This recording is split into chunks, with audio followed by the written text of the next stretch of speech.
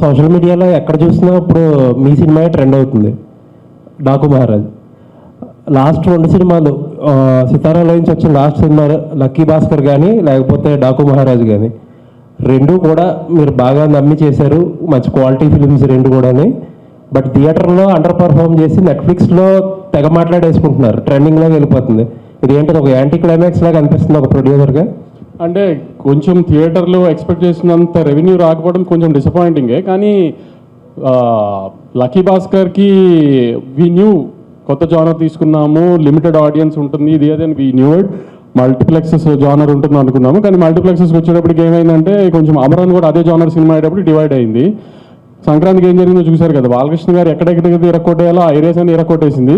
కొంచెం సంక్రాంతికి వస్తున్నాము బ్లాక్ బస్టర్ అవడం వలన దాంట్లో డివైడ్ అయిన పోర్షన్స్ డివైడ్ అయ్యి పండుగ తర్వాత అది కొంచెం లీడ్ తీసుకుంది. So we are very happy. Venkatesh గారికి పెద్ద హిట్ వచ్చింది, రాజు గారికి పెద్ద హిట్ వచ్చింది, we are very happy with it.